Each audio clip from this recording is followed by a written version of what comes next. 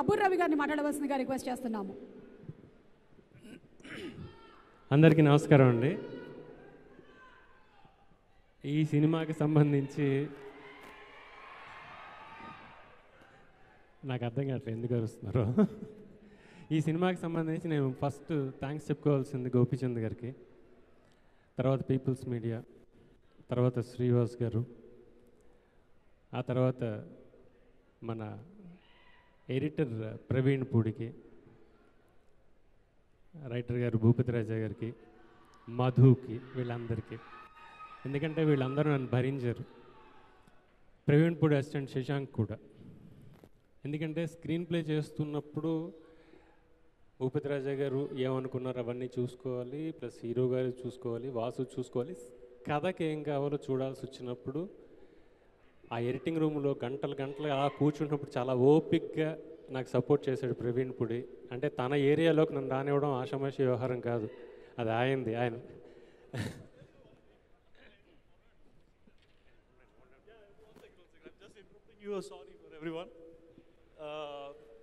అబ్బుర్ గారు అంటే ఒకనొక టైంలో స్టోరీ అండ్ ఫుటేజ్ అంతా ఎడిట్ రూమ్కి వచ్చిన తర్వాత ఇండివిజువల్ ఒక వర్షన్ ఆఫ్ ద ఎడిట్ అయిన తర్వాత we have lot of sudden things is confusion ఉంటుంటుంది.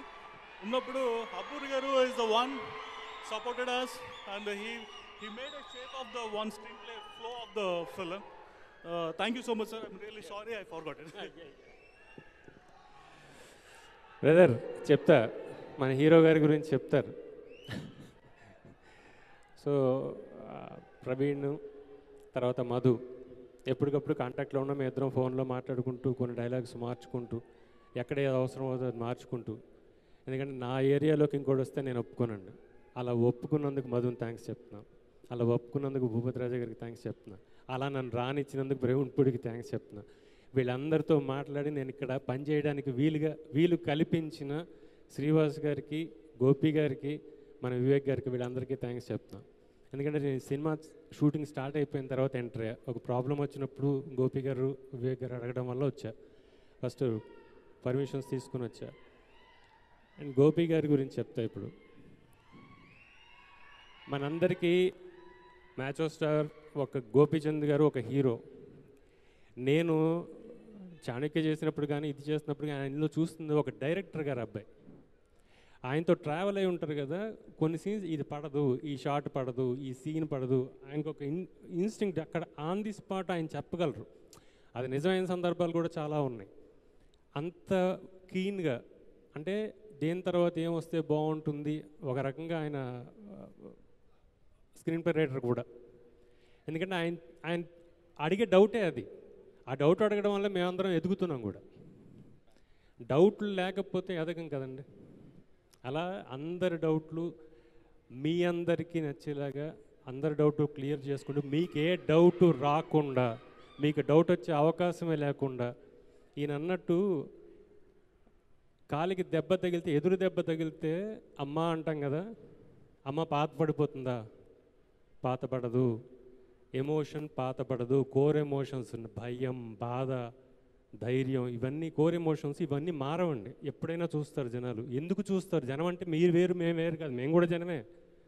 మాకు బాధ వస్తే చెప్పుకున్నట్టు, మాకు కోపం వస్తే అరిచినట్టే ఈ సినిమాలో బాధ వచ్చినా, కోపం వచ్చినా, భయం వచ్చినా చెప్పుకోవడానికి ఒక మనిషి కావాలి.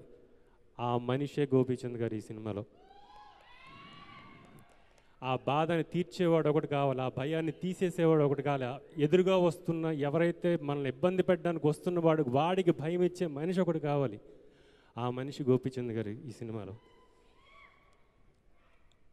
జగపతి బాబు గారు, ఆయనతో నాకు చాలా రోజుల నుంచి తెలుసు. ప్లస్ గూఢచారి సందర్భంగా చాలా ఎక్కువగా మాట్లాడుకున్నాం. సో ఆయన చూస్తేనే ఒక అన్నయ్య. గోపీచంద్ గారు చాలా ఇంటర్వ్యూలో చెప్పినట్టు ఆయన చూస్తేనే ఒక అన్నయ్యలాగా చక్కగా మాట్లాడతారు. అదే ఆ అన్నయ్య ఏదైతే ఉంటాడో బంధంలో, ఆ అన్నయ్య అక్కడ మాట్లాడుతున్నట్టు ఉంటుంది. అంత బాగా చేశారు. అండ్ ఖుష్బు గారు, అలాగే ఈ సినిమాలో అలీ గారు కనిపించిన ప్రతిసారి నవ్వాను సార్. ఎడిటింగ్ రూమ్లో వెన్నెల కిషోర్ కథని